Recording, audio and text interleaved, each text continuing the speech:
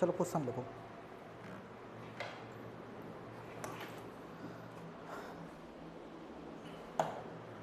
लिखो, क्या पेड़ काटने पर वो स्टेटमेंट भी दे सकता है और प्रश्न लिख के भी दे देता है, ठीक है, दोनों ठीक है। तो प्रश्न लिख के दिया उसने, क्या पेड़ काटने पर पूरी तरह से रोक लगाना चाहिए? क्या पेड़ काटने पर पूरी तरह से रोक लगाना चाहिए? क्या पेड़ काटने पर पूरी तरह से रोक लगाना चाहिए? इसमें तर्क में लिखो पहला।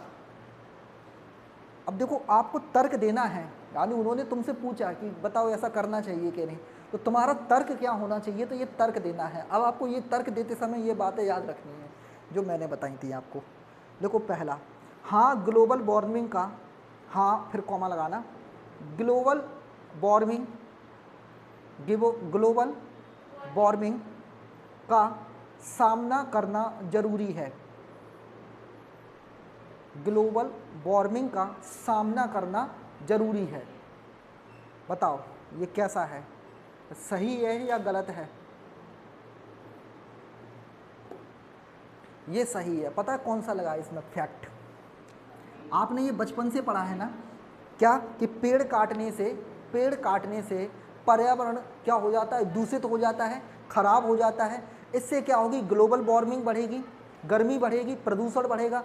तो ये फैक्ट है, ये आप बचपन से सुनते चले आ रहे हो, और ये बात सत्य भी है कि जैसे जैसे पेड़ कटेंगे वैसे वैसे क्या होगा, ग्लोबल वार्मिंग बढ़ती चली जाती है। इसलिए जो है ना, इस फैक्ट को क्या माना जाएगा, इसको ट्रू में माना जाएगा। तो ये एक फैक्ट है ये। दूसरा लिखो स्टेटमेंट सॉरी आर्गूमेंट। दूसरा आर्गूमेंट लिखो, नहीं फिर कॉमा लगाना, नहीं और फिर कॉमा लगाना, पूरी तरह रोक लगाने पर लकड़ी संबंधित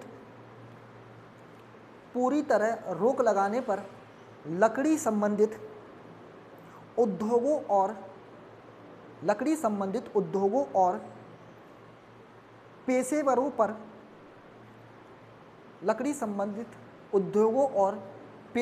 पर इसका असर होगा। बताओ।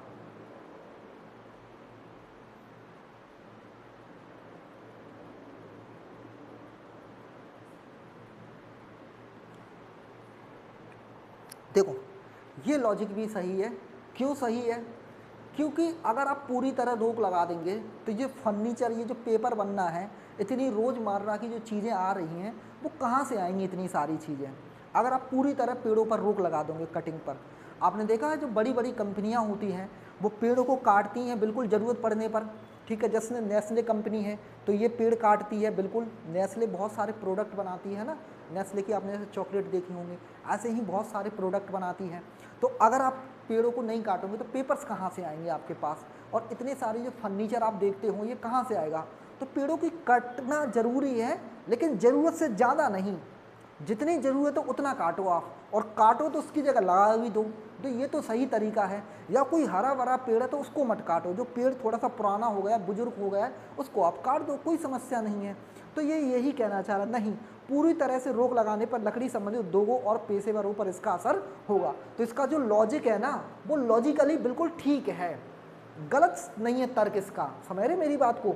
तो तर्क तो दिया है, लेकिन अनुभव के आधार पर तर्क दिया है। समझ रहे मेरी बात को, कि थोड़ा बहुत काट दो, कोई समस्या नहीं है, इससे आप कट कर दो, ठीक है, पर ज़रूरत से ज़्यादा नहीं। तो ये भी अनुभव, ये भी कैसा हो जाएगा, ट्रू हो जाएगा, ये भी सत्य होगा। आगे बातें समझिए। मैंने फिर समझाया कि ये एक दो क्वेश्चन से नहीं आता ये चैप्टर। इस चैप्टर में आपको घर बैठ के किताब लगानी होगी, कम से कम 40-40, 50-50 क्वेश्चन। जब आपकी अंडरस्टैंडिंग बनेगी तब आपको ये समझ में आएंगे, क्योंकि इसमें पूरी तरह सत्य नहीं होता। मैं ये स्ट्रॉन्ग और वीक इसलिए लिखा रहा हूँ कि ये संभावना है बस। इसके ज़्यादा संभावना सही होने की होती है उसे सत्य मान लिया जाता है, जिसकी संभावना कम होती है उसे गलत मान लिया जाता है। अगला नेक्स्ट लिखो। अब लिखो फिर से कथन लिखना स्टेटमेंट में, कंप्यूटर या मोबाइल फ़ोन कंप्यूटर या मोबाइल फ़ोन, कंप्यूटर या मोबाइल फ़ोन खेल खेलने के बजाय, कंप्यूटर या मोबाइल फ़ोन खेल खेलने के बजाय मैदानी खेल, ब्रैकेट में लिख लेना आउटडोर, मैदानी खेल और ब्रैकेट में outdoor, outdoor games, outdoor games bracket बंद कर लेना, खेलना बेहतर है, खेलना बेहतर है, खेलना बेहतर है। तर्क में लिखना, आर्गुमेंट में लिखो, इसके पहला लिखो हाँ मैदानी खेल, हाँ मैदानी खेल बच्चों को शारीरिक एवं, हाँ मैदानी खेल, हाँ लिखना फिर कॉमा लगाना, मैदानी खेल बच्चों को शारीरिक एवं मानसिक रूप से स्वस्थ रखते हैं। बताओ ये कैसा है? सही है। क्यों? क्योंकि ये यूनिवर्सल फैक्ट है, ये आप बचपन से सुन रहे हो ना, ये बाहर खेलेंगे कूदेंगे तो अच्छे स्वस्थ रहेंगे, शरीर स्वस्थ रहता है, तो ये आप बचपन से सुन रहे हैं, तो ये क्या है? यूनिवर्सल फैक्ट है, ये आप बचपन से सुन रहे हैं, तो ये सही है। दूसरा, और ये कहीं भी स्टेटमेंट के अगेंस्ट नहीं जा रहा और कोई इलॉजिकल बात भी नहीं है, समझ रहे हो? अगला सेकंड, नहीं फिर कॉमा लगाना, नहीं फिर कॉमा लगा के लिखना, कंप्यूटर एवं मोबाइल खेल, कंप्यूटर एवं मोबाइल खेल मैदानी खेल से अधिक मनोरंजक है, अधिक मनोरंजक है। अब आप बताओ ये सही है कि गलत? अधिक मनोरंजक है। वो ये कहना चाह रहा है कि जो मोबाइल और कंप्यूटर पर खेल खेलते हैं उसमें ज़्यादा इंटरेस्ट आता है, मज़ा आते हैं मुकाबले किसके? बाहर गेम खेलने से। ठीक है, एक तो तुलना है, दूसरी चीज़ मैं आपको ये भी बता रहा हूँ कि ये इसलिए गलत है, ये महत्वहीन सलाह है।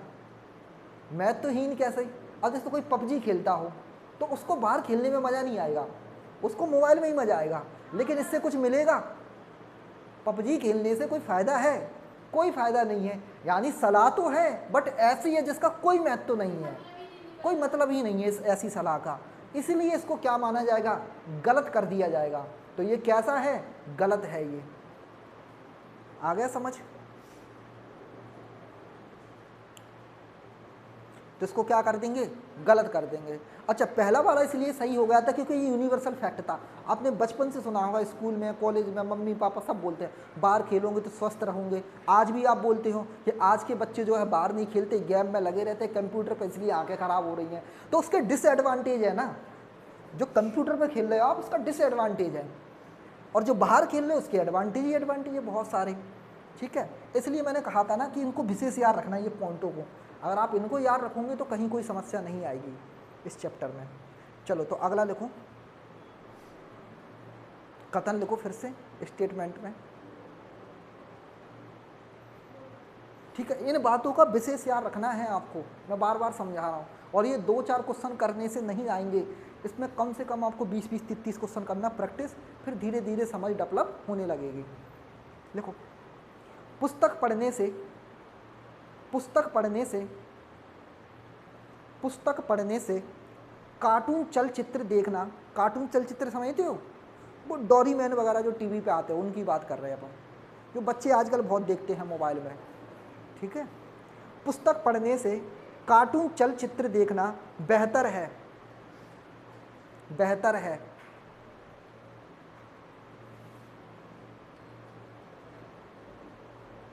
बेहतर है। अब इसमें धारणाएं लिखना, धारणाएं या तर्क एक ही बात है। धारणाएं, धारणा में पहली लिखना हाँ फिर कॉमा लगाना, धारणा लिख के हाँ फिर कॉमा लगाना। धारणा मतलब ये 1 2 3 ऐसे देंगे इसमें पॉइंट। पहली लिखना हाँ फिर कॉमा, कार्टून चलचित्र मनोरंजक है, कार्टून चलचित्र मनोरंजक है, बताओ सही है गलत है? क्या गलत है? गलत है, बताओ क्या है, सही है गलत है? हाँ, कार्टून चलचित्र मनोरंजक है, मतलब वो ये कहना चाह रहे हैं जो कार्टून देखते हैं वो ज़्यादा इंटरेस्टिंग है। क्या है ये, सही है गलत है? और उसने स्टेटमेंट में क्या बोला है, पुस्तकें पढ़ने से कार्टून चलचित्र देखना बेहतर है। क्या ऐसी धारणा ठीक है? ये पुस्तक पढ़ना ज़्यादा अच्छा है कि कार्टून देखना ज़्यादा अच्छा है? आप तो ये बताओ, पुस्तक पढ़ना ज़्यादा अच्छा है, तो आपका फैक्ट क्या कहता है? मैंने फिर वही बात, आपको पढ़ने में भले ही सही लग रहा हो ये, पर उससे नहीं है। अगर मैं आपसे फैक्ट पूछूं कि जो बचपन से आपको सिखाया जाता है वो क्या सिखाया जाता है कि किताब पढ़ना अच्छा है कि टीवी देखना अच्छा है? किताबें पढ़ना ज़्यादा अच्छा है ना। तो आपके फैक्ट के अपोजिट जा रही है ये बात कि कार्टून चलचित्र देखना ज़्यादा अच्छा नहीं, किताब पढ़ना ज़्यादा अच्छा माना जाता है।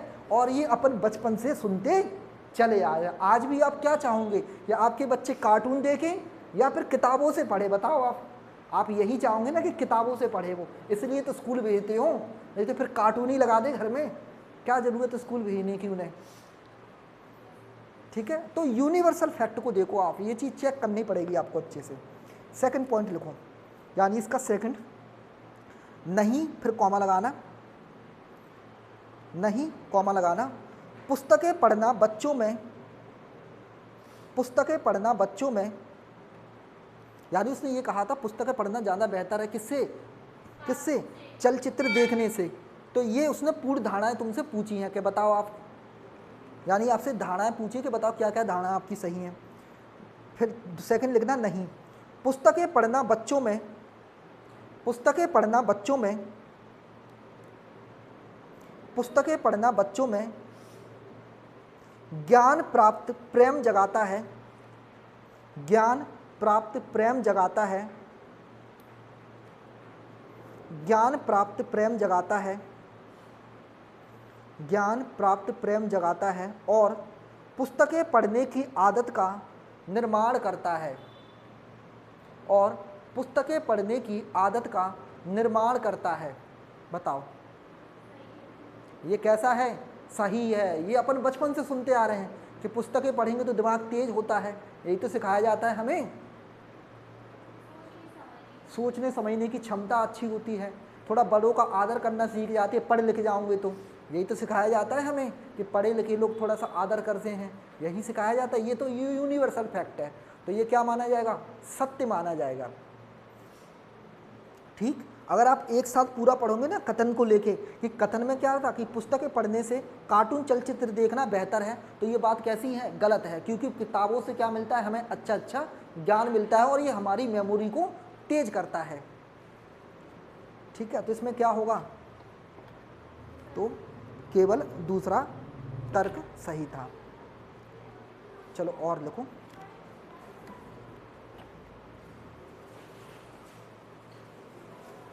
लिखो क्या भारत, लिखो क्या भारत में, कथन में लिखना, क्या भारत में, क्या भारत में भविष्य में माता पिता को, क्या भारत में भविष्य में माता पिता को,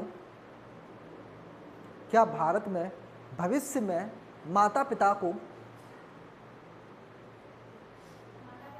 माता पिता को, क्या भारत में भविष्य में माता पिता को वर्तमान में दो या कहीं बच्चों के मुकाबले, दो या कहीं बच्चों के मुकाबले, दो या कहीं बच्चों के मुकाबले एक बच्चे के लिए बाध्य किया जाना चाहिए, बाध्य किया जाना चाहिए।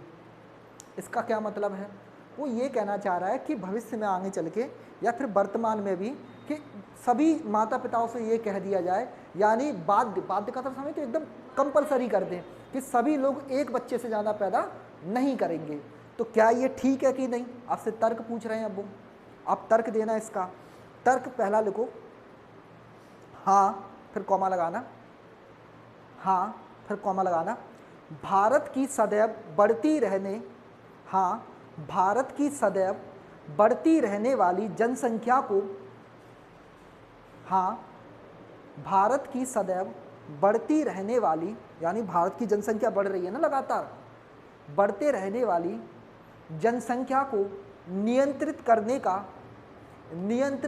का यही एकमात्र तरीका है, यही एकमात्र तरीका है।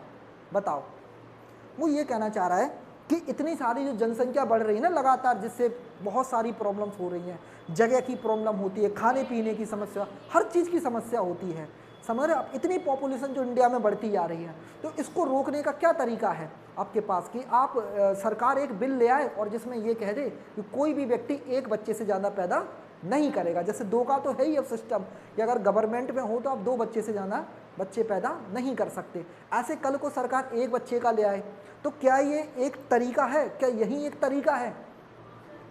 ठीक है, कि क्या करे सरकार 1 बच्चे वाला सिस्टम ला दे।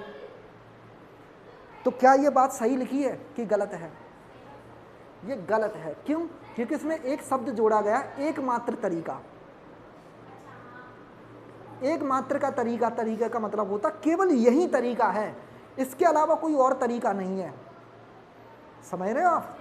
तो ये गलत माना जाता है क्योंकि इसके अलावा बहुत सारे तरीके हो सकते हैं मतलब जनसंख्या को कंट्रोल करने के, बहुत सारे। तो ऐसा नहीं है कि केवल और केवल सरकार ऐसा बिल लाए तभी पॉसिबल है। ठीक है, लोगों को समझाया जाए, जगह जगह जागरूकता फैलाई जाए, तो बहुत सारी चीज़ें हो सकती हैं। तो हर चीज़ के लिए सरकार बिल लाए ये ज़रूरी नहीं है। तो वो ये कहना चाह रहा है एकमात्र, हाँ ये एक तरीका है बट एकमात्र है ये नहीं है, इसलिए ये गलत हो जाएगा। इसका मतलब तो ये होता है कि यही तरीका और इसके अलावा तो कोई और तरीका हो ही नहीं सकता, तो ऐसा नहीं है। सेकंड लिखो, पहले लिखना नहीं, फिर कॉमा लगाना, मतलब इसका मतलब समझ, तो नहीं कहाँ तक है, वो वही है कि एक बच्चे के लिए बाध्य कर देना चाहिए, तो आप कह रहे हो कि नहीं, नहीं करना चाहिए, और फिर ये कह रहा है क्यों। देखो नहीं कॉमा लगा के, इस तरह की दबाव डालने की युक्ति, इस तरह की दबाव डालने की युक्ति विश्व में, इस तरह के दबाव डालने की युक्ति विश्व में, इस तरह के दबाव डालने की युक्ति विश्व में कोई भी देश नहीं अपनाता है, विश्व में कोई भी देश नहीं अपनाता है। बताओ, वो ये कहना चाह रहा है कि ऐसी जो पॉलिसी है ना वो विश्व में कहीं नहीं अपनाई जाती कि सरकार आपसे ज़बरदस्ती कह दे कि एक बच्चे से ज़्यादा पैदा नहीं करूँगे। तो क्या ये बात सही है?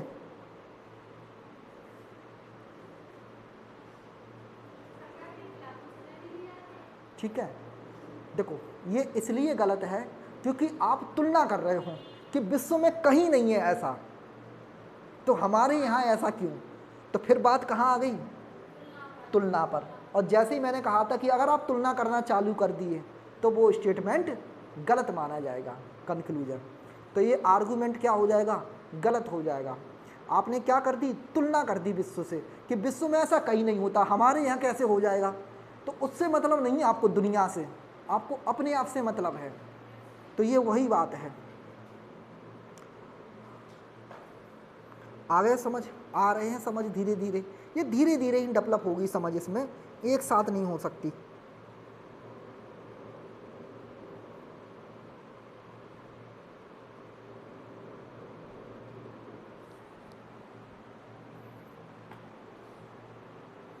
चलो अगला लिखो, लिखो स्टेटमेंट। क्या भारत में कोयला खनन पर, क्या भारत में कोयला खनन पर पूर्णता प्रतिबंध, क्या भारत में कोयला खनन पर पूर्णता प्रतिबंध लग जाना चाहिए? क्या भारत में कोयला खनन पर पूर्णता प्रतिबंध लग जाना चाहिए? लग जाना चाहिए।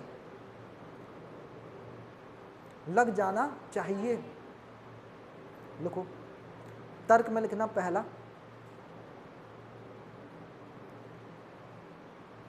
लिखो तर्क में, हाँ फिर कॉमा लगाना, हाँ कॉमा लगाना, यदि मौजूदा रफ्तार से खनन कार्य चलता रहे तो, हाँ मौजूदा रफ्तार से खनन कार्य चलता रहे तो कोयले का वर्तमान भंडार अधिक दिन तक नहीं रहेगा। कोयले का वर्तमान भंडार अधिक दिन तक नहीं रहेगा। बताओ ये कैसा है?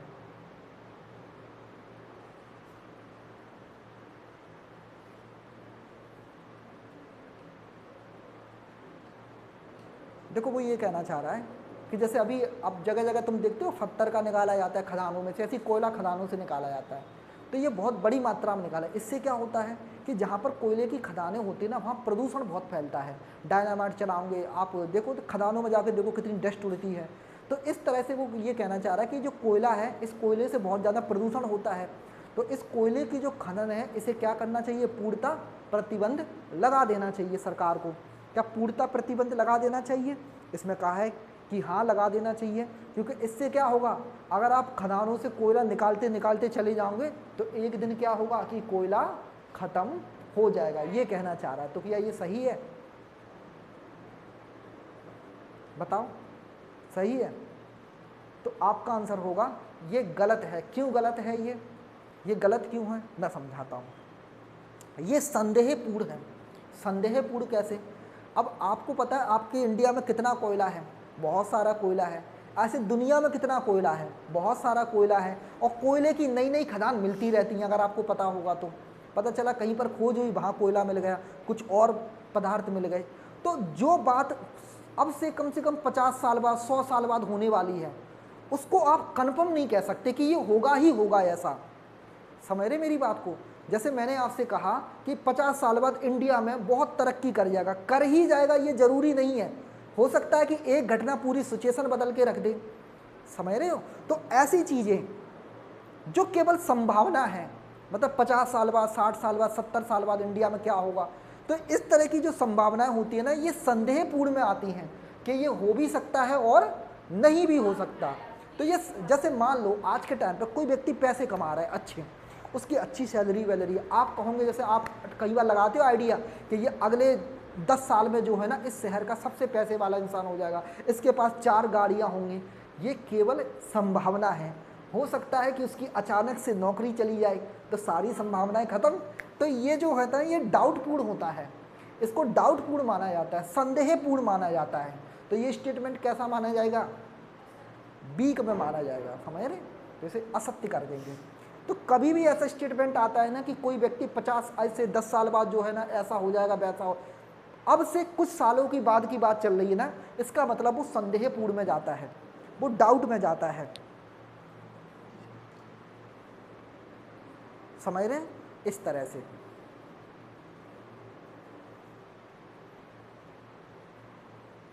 जैसे अपन कहते हैं कि भारत विश्व गुरु बनेगा, अब ये बन ही जाएगा, ये कोई जरूरी नहीं है। समझ रहे हो? कब बनेगा ये कोई भरोसा नहीं है। कई बार सरकारें ऐसे बनाती है ना टारगेट कि हम इतने समय में इतना अचीव करेंगे, तो कई बार नहीं भी हो पाता है अचीव, कोई जरूरी थोड़ी ना। तो ये संभावनाएं होती हैं केवल, और जहाँ पर संदेहपूर्ण हो वहाँ पर क्या करना होता है? गलत। तो ये संदेहपूर्ण समझ में आ गया, क्योंकि कोयला निकलेगा तो जरूरी नहीं कि खत्म हो जाए, और कब खत्म होगा ये आपको भी नहीं पता है। आप पत्थर निकाल रहे हो खदानों में से, पता ही नहीं है कि कितना पत्थर है, और कब तक निकालते रहोगे पत्थर को, ये भी नहीं पता आपको। ठीक है? तो इसीलिए आप क्या लगाओगे? संदेहपूर्ण में लगाओगे आप इसे।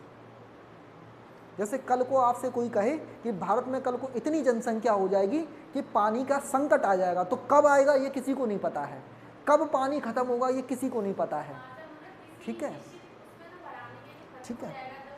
हाँ, अब आपको पूरे इंडिया में थोड़ी ना पता है कब तक चलेगा। जैसे कई बार कहते हैं कि एक दिन ऐसा आएगा जिस दिन इस कुएं में पानी खत्म हो जाएगा, अब वो एक दिन कब आएगा आपको भी नहीं पता।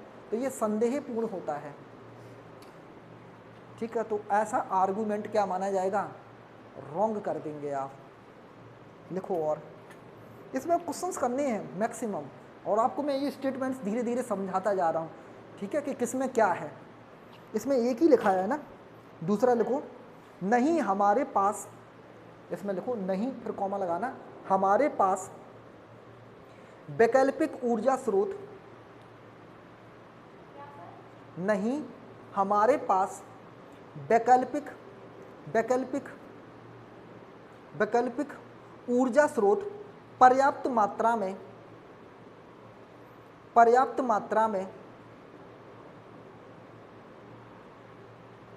नहीं, हमारे पास वैकल्पिक ऊर्जा स्रोत पर्याप्त मात्रा में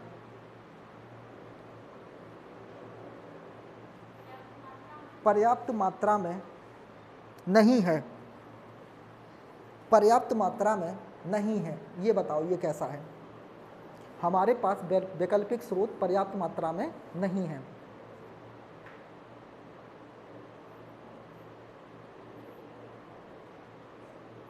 देखो अब मैं आपको बताता हूँ, आपने बचपन से ये सीखा है, फिर आते हैं कि अगर लाइट किस किस से बनती है, कोयले से भी बनती है, कोयले की जगह आप लकड़ी का भी इस्तेमाल कर लेते हो, ठीक है, आप हाइड्रो पावर का इस्तेमाल भी कर सकते हो, डैम से लाइट बनती है ना, कोयले की जगह डैम का भी इस्तेमाल किया जाता है। आपने देखा होगा न्यूक्लियर पावर प्लांट होते हैं, उनसे भी लाइट जनरेट की जाती है। तो कोयले की जगह और भी बहुत सारी चीज़ें हैं अपने पास। जैसे पहले कोयले से ट्रेन चलती थी, तो क्या आज ट्रेन नहीं चल रही? कोयले की जगह तब भी चल रही है। डीजल है, पेट्रोल है आपके पास, समझ रहे, इलेक्ट्रिसिटी है। तो इतने सारे तरीके हैं। तो वो यही कहना चाह रहा है, क्या हमारे पास जो है इनके अलावा कोई और चीज़ नहीं है? तो है ना, अपने पास बहुत सारी चीज़ें अपन बचपन से सीखते हैं। ऊर्जा का स्रोत जब चैप्टर पढ़ते हैं ना, तो अपन वहाँ पर पढ़ते हैं पेट्रोल, डीजल, कोयला वगैरह, ये सब हैं। तो ये सब ऊर्जा के स्रोत हैं। तो इसके अलावा भी अपने पास हैं, इसके अलावा भी बहुत सारी चीज़ें। अगर कोयला को अपन चाहें तो उसकी जगह कुछ और भी यूज कर सकते हैं, जैसे अपन ट्रेन में कर रहे हैं, रेलवे में। पहले रेलवे कोयले से चलती थी, आज कोयले से नहीं चलती, अब उसकी जगह किससे चली? इलेक्ट्रिसिटी वाले इंजन चल रहे हैं, समझ रहे हो। डीजल से भी इंजन चलते हैं, आपको पता होगा, डीजल इंजन होते हैं। तो इसका मतलब ये स्टेटमेंट कैसा हो जाएगा आपका? सही हो जाएगा। कैसा हो जाएगा? सही, ठीक है। तो हमारे पास वैकल्पिक ऊर्जा स्रोत इसकी जगह बहुत सारे पर्याप्त मात्रा में है, इसमें कोई समस्या नहीं है और ना कोई दोहराए है। यानी कोयले की जगह हम किसी और चीज़ का भी इस्तेमाल कर सकते हैं।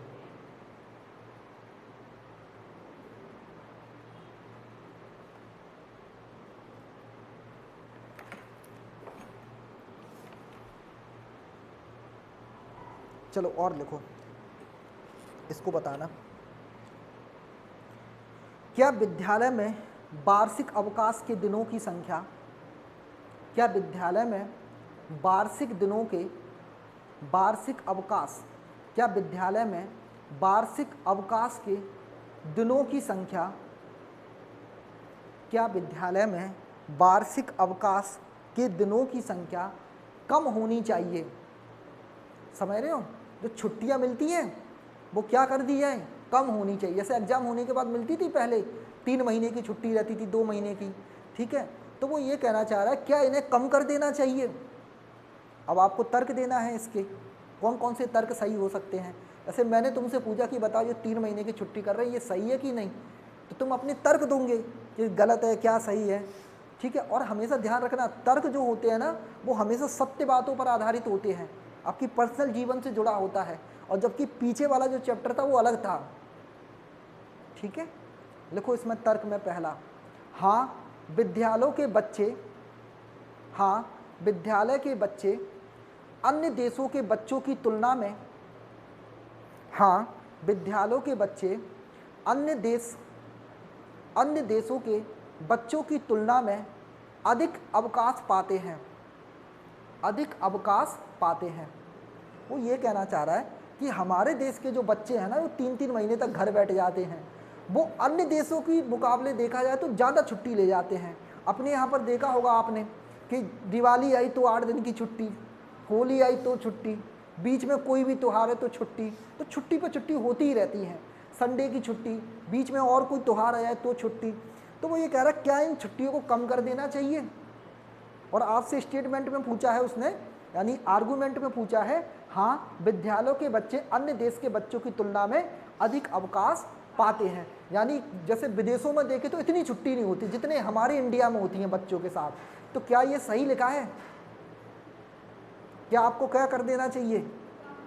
कम कर देना चाहिए छुट्टी? क्या ये बात सही है? बताओ बताओ, क्या ये बात सही है कि बच्चों की छुट्टियां कम कर देनी चाहिए? मतलब इतनी छुट्टी नहीं रखनी चाहिए स्कूल वालों को? बताओ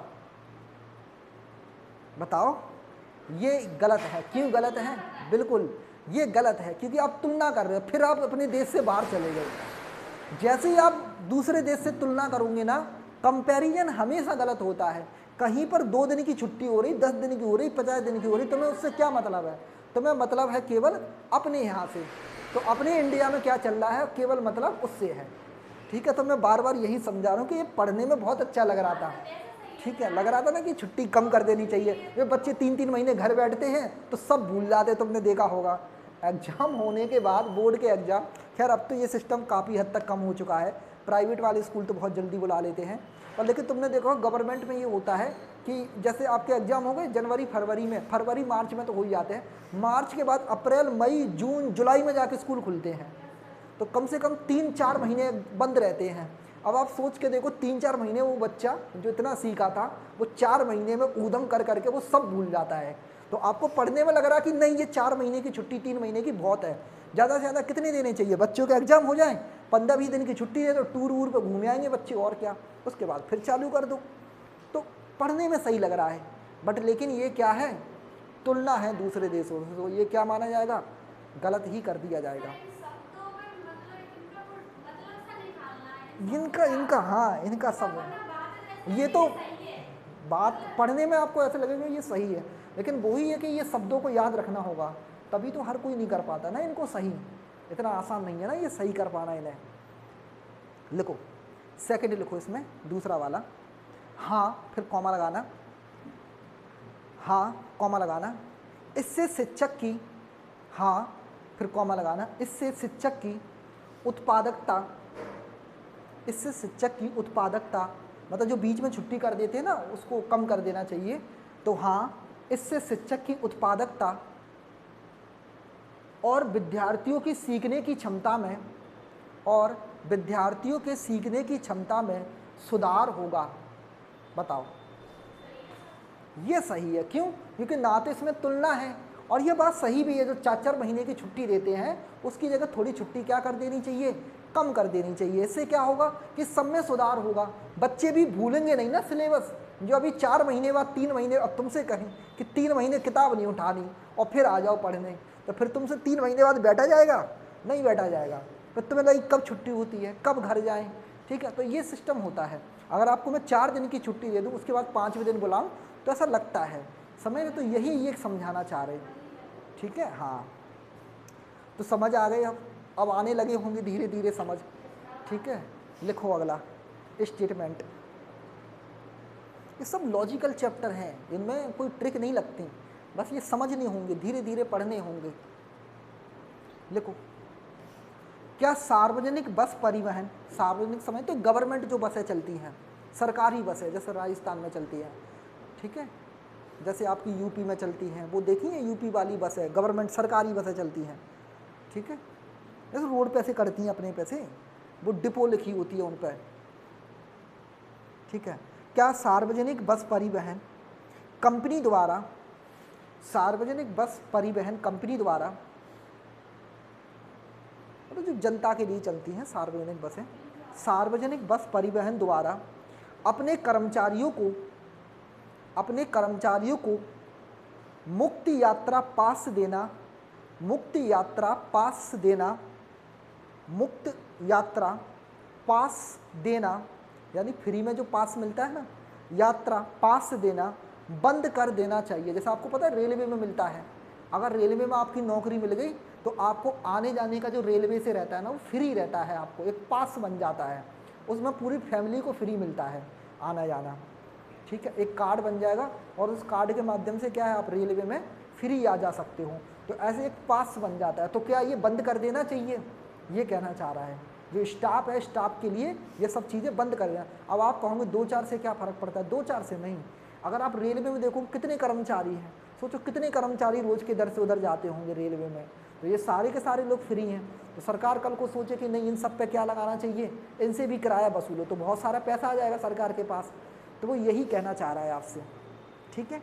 तो पहला लिखो तर्क में हाँ, पहला लिखो हाँ, फिर कॉमा लगाना, इससे कंपनी को लाभ होगा, लाभ तो होगा सीधी सी बात है, हाँ इससे कंपनी को लाभ होगा जिससे वह कर्मचारियों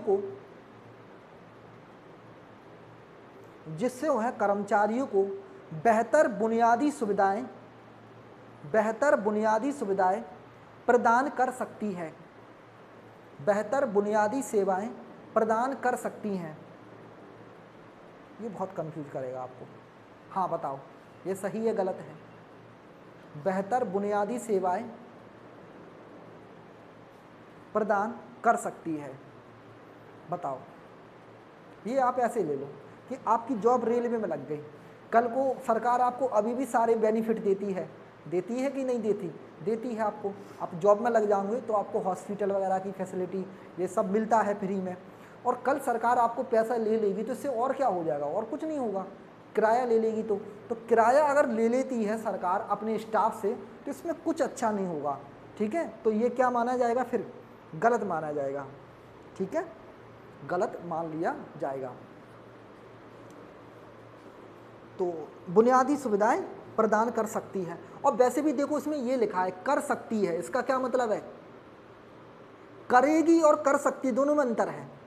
कर सकती है मतलब संभावना है, कन्फर्म नहीं है, आपको कन्फर्मेशन नहीं है। अगर आप देखोगे तो वो ये कहना चाह रहा है जैसे रेलवे है, आपको जैसे सरकारियों को फ्री देती है कर्मचारियों को आना जाना। मैंने कहा कि कल को जो है ना रेलवे को हम क्या कर देते हैं, किराया देंगे, सभी लोग जितने भी रेलवे में लगे सभी किराया देंगे। तो इसकी क्या संभावना है आप मुझे बता। जरूरी थोड़ी ना सरकार आपको कोई नई सेवा दे दे, ना भी दे, कोई ज़रूरी नहीं है।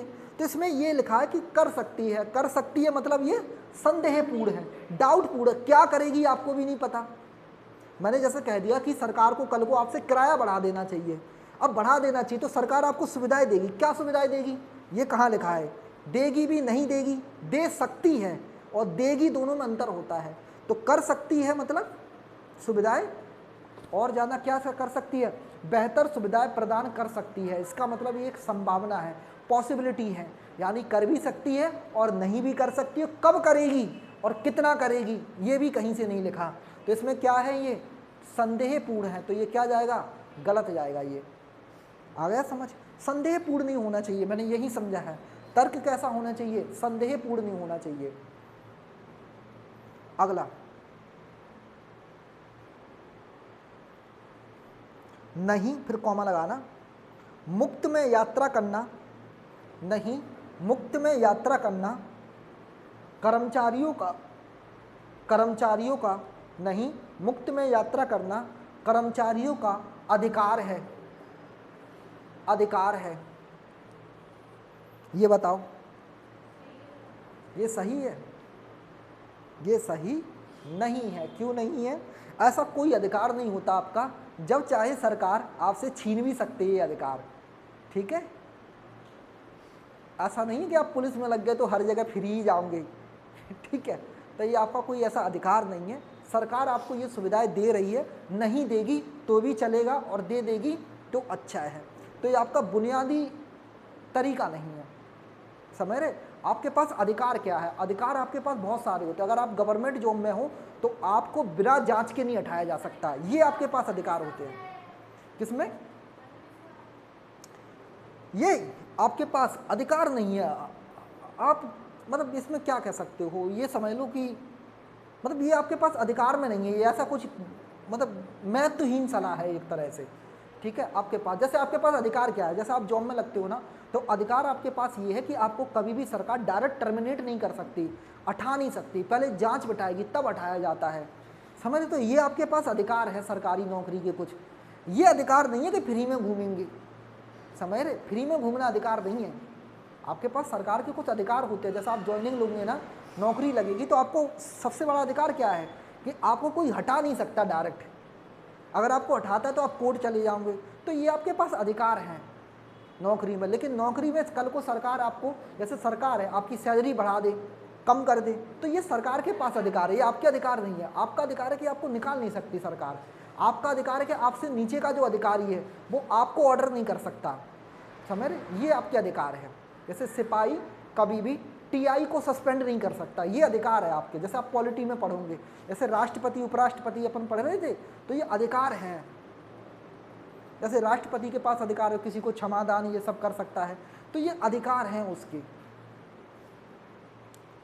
ठीक है, अगला लिखो इसमें, तो ठीक है। तो ये मुक्त जो पास देती है सरकार, ये नहीं भी दे तो भी आप रेलवे में नौकरी करोगे, दे दे तो अच्छी बात है। ठीक है, ये वही बात है, तो ये आपका कोई अधिकार नहीं है, समझ रहे। हाँ, अगला नेक्स्ट लिखना,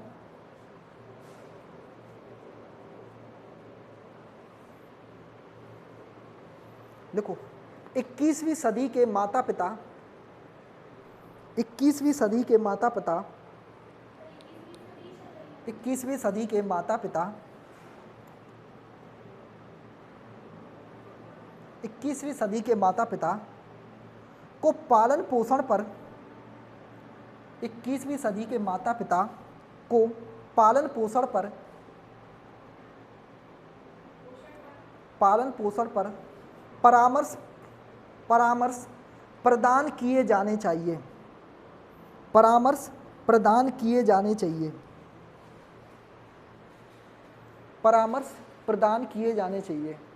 परामर्श समझते हो, वो जानकारी देते हैं। तुमने देखा होगा डॉक्टर के केबिन के बाहर वो लगा रहता है, चिपके रहते हैं ना, तो उसमें लिखा होता है कि कौन कौन सी बीमारी में क्या क्या करना चाहिए, इसका क्या क्या इलाज है, लिखा रहता है। जैसे तुमने देखा होगा पैर से चिपके होंगे, उस पर लिखा आता है कोविड से बचने का ये तरीका ही होते हैं परामर्श वगैरह। ठीक है, तर्क में लिखना पहला, तो वो ये कहना चाह रहे 21वीं सदी के माता पिता को पालन पोषण, यानी बच्चों को कैसे रखना है, कैसे क्या करना है। जैसे छोटे बच्चे होते हैं ना, तो छोटे बच्चों को बताया जाता है, माँ को पहले समझाया जाता है कि छोटे बच्चों को कैसे उठाना है, कैसे रखना है, कैसे खाना खिलाना है, क्या खिलाना है, क्या नहीं खिलाना है, किस तरह से साफ़ सफाई करने हैं, नहलाना है तो कैसे नहलाना है, तो ये सारी परामर्श होती हैं। ठीक है, तर्क में लिखना पहला, हाँ इससे उन्हें बच्चों के, हाँ इससे उन्हें बच्चों के अच्छे व्यक्तित्व का निर्माण करने में सहायता मिलेगी, सहायता मिलेगी। बताओ ये कैसा है, सही है गलत है? ये सही है। आपने देखा होगा कई बार आते हैं कुछ अच्छे, जैसा आंगनबाड़ी वगैरह केंद्र में देखा होगा, तो मीटिंग होती है वहाँ पर, तो सिखाया जाता है महिलाओं को कि बच्चों को कैसे रखना है, अगर प्रेग्नेंट है महिलाएं तो उसको कैसे देख रेख करना है। ठीक है, और आपको जैसे आपने देखा होगा पेरेंट्स मीटिंग होती है स्कूलों में, तो स्कूलों में जो टीचर होते हैं या जो प्रिंसिपल्स होते हैं वो माँ बाप को समझाते हैं कि कैसे कैसे बच्चों को रखना है, कैसे होमवर्क कराना है। इससे क्या होगा, अगर आप अपने बच्चों की अच्छे से देखभाल करोगे, यानी माता पिता को अच्छे से समझाया जाएगा, तो अपने बच्चों पे इम्प्लीमेंट करेंगे, और इससे बच्चे क्या होंगे, अच्छा व्यक्तित्व आएगा उनमें, यानी अच्छी अच्छी चीज़ें वो सीखेंगे। हाँ, तो ये बात कैसी है, बिल्कुल सही है। सेकंड लिखो, टाइम कितना हो गया? ठीक है, कितना टाइम हो गया अभी? लिखो अगला, लिखो नहीं फिर कॉमा लगाना, नहीं फिर कॉमा लगाना, प्रक्रिया में यह, नहीं कॉमा लगाना, प्रक्रिया में यह समय की बर्बादी है, नहीं प्रक्रिया में यह समय की बर्बादी है। बताओ ये गलत है सही है? गलत है। क्यों? क्योंकि ये तो इलॉजिकल सलाह है कि माँ बाप को समझाएंगे तो ये फालतू का समय खराब करना है, ऐसा थोड़ी ना। अगर आप माँ बाप को समझाओगे तो इससे क्या होगा, बच्चे भी तो कुछ सीखेंगे। तो ये महत्वहीन सलाह है, ठीक, कि कुछ मत समझाओ। आ गया समझ? अब आने लगे धीरे धीरे समझ में। वो तो कोई कोई क्वेश्चन होगा जो आपको थोड़ा सा परेशान करेगा, अगर आप थोड़े से 2-3 बार पढ़ लोगे उस क्वेश्चन को अच्छे से तो आपको समझ आ जाएगा। देखो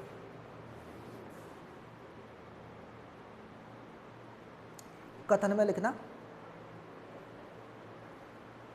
ठीक, आज ये समाप्त हो जाएगा ये वाला चैप्टर तर्क वाला। कल एक चैप्टर, कल 2 चैप्टर और करा दूंगा, एक दिन में 2 हो जाएंगे, ये खत्म। कथन में लिखना, क्या बच्चों को कोक, कोक मतलब कोका कोला, क्या बच्चों को कोक पीने की अनुमति दी जानी चाहिए? क्या बच्चों को कोक पीने की अनुमति दी जानी चाहिए? कोका कोला समझ गए, कोक का मतलब, कोक पी जाने की अनुमति दी जानी चाहिए, अनुमति दी जानी चाहिए। तर्क में लिखना पहला लिखना तर्क में, हाँ, फिर कॉमा लगाना, हाँ, कॉमा लगाना। कोक एक ऊर्जावर्धक, हाँ, कोक एक ऊर्जावर्धक उत्पाद है, ऊर्जावर्धक उत्पाद है, और बच्चों को कोक काफ़ी पसंद है। बताओ,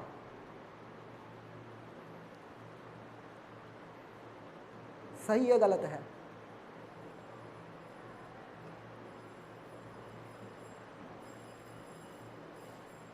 क्या आपने ये कभी सीखा है कि बच्चे को कोका कोला पिलाओ या दूध पिलाओ?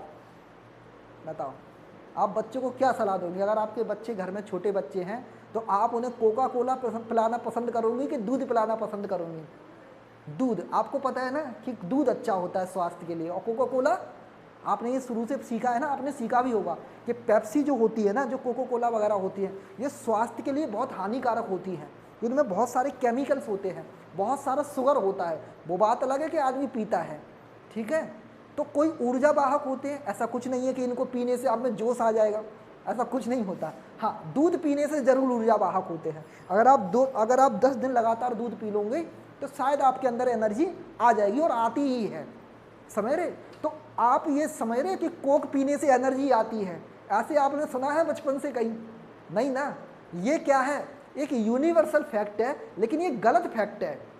अगर यहीं पर ऐसे होता ना कि दूध पीना, तो ये सही हो जाता है, क्योंकि कोक कभी भी अच्छा नहीं है। अपने बचपन से यही सुनते हैं कि छोटे बच्चों को पेप्सी नहीं पिलाना चाहिए। आप कभी डॉक्टर पे भी जाओगे तो वो भी यही सलाह देते हैं कि छोटे बच्चों को पेप्सी, कोका कोला वगैरह नहीं पिलाई जानी चाहिए, ये स्वास्थ्य के लिए हानिकारक होते हैं। हाँ, आ गई बात समझ में? फिर दूसरी बात इसमें, इसीलिए शब्द छोटे बच्चे इस्तेमाल किया गया था, इसीलिए ये गलत हो गया कोक वाला क्वेश्चन। दूसरा को लिखो, सेकंड। मैंने कहा था ये सारी चीज़ें जो है ना, ये चैप्टर जो है ना आपके सामान्य जीवन से जुड़ा है, आपको देखना पड़ेगा आसपास आपके यहाँ पर फैक्ट क्या है। हाँ, ठीक है। सेकंड नहीं, ये यूनिवर्सल फैक्ट वाले पे बहुत क्वेश्चन आते हैं। जैसे ये यूनिवर्सल फैक्ट है, आपने हमेशा सुना है कि कोका कोला वगैरह बेकार होती हैं स्वास्थ्य के लिए, ठीक है। देखो, नहीं, फिर कॉमा लगाना, नहीं और फिर कॉमा लगाना, कॉमा लगाना। किसी भी गैस से भरे हुए पेय में, किसी भी गैस से भरे हुए पेय में, किसी भी गैस से भरे हुए पेय में बच्चों के विकास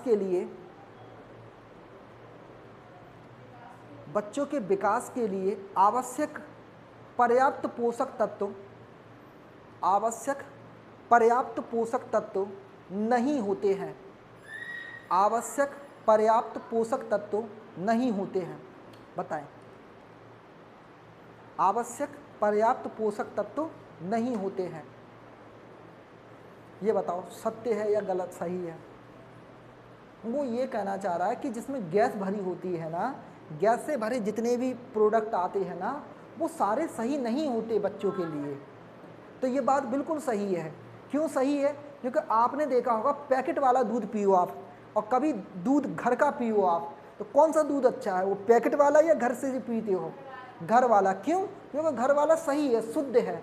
और जो मार्केट में जो पेट्रोल, वो जो आप जो पैकेट वाला ला रहे हो ना, उसके अंदर क्या है, बहुत सारे केमिकल्स मिलाए जाते हैं, फिर उसमें गैस भरी जाती है, समझ रहे, जिससे वो लंबे समय तक टिके, खराब ना हो। तो ये हमेशा गलत होते हैं। जैसे तुमने दूध वाले पाउडर सुने होंगे, जो पाउडर आते हैं, वो पाउडर कैसे बनते हैं? आप दूध को लेते हैं, वो उसको गरम गरम करके पाउडर फॉर्म में कन्वर्ट करते हैं, तो ऐसे तो वो खराब हो जाएगा, आप समझ रहे हो। आप दूध को गर्म करके रख दो, खराब हो जाएगा, लेकिन वो पाउडर कभी खराब नहीं होता, 6-6 महीने तक रखा रहता है, क्योंकि उसमें केमिकल्स मिलाए जाते हैं और हमेशा केमिकल्स बच्चों के लिए नुकसानदायक होते हैं। तो कोई अगर दूध में पाउडर मिला के पिला रहा है, उससे कहीं ज़्यादा अच्छा है कि दूध वो सीधा भैंस से ला के उसे गर्म करके पिला दे, वो बच्चों के लिए ज़्यादा फायदेमंद रहेगा।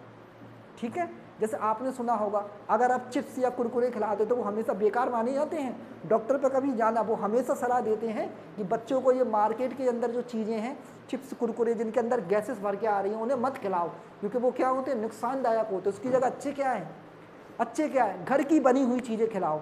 जैसे कोई मान लो पराठा बना दिया आपने, कोई ऐसी चीज़ बना दी जो घी से बनी हुई है, ये बच्चों के लिए कैसी होगी, अच्छी होगी। इसलिए आप देखते होंगे कि गांव के बच्चे ज़्यादा स्ट्रांग रहते हैं बाजार के मुकाबले, क्योंकि वो घर की चीज़ें खाते हैं बनी हुई। तो ये सारे पॉइंट आपको विशेष याद रखने हैं। ठीक है, टाइम हो गया।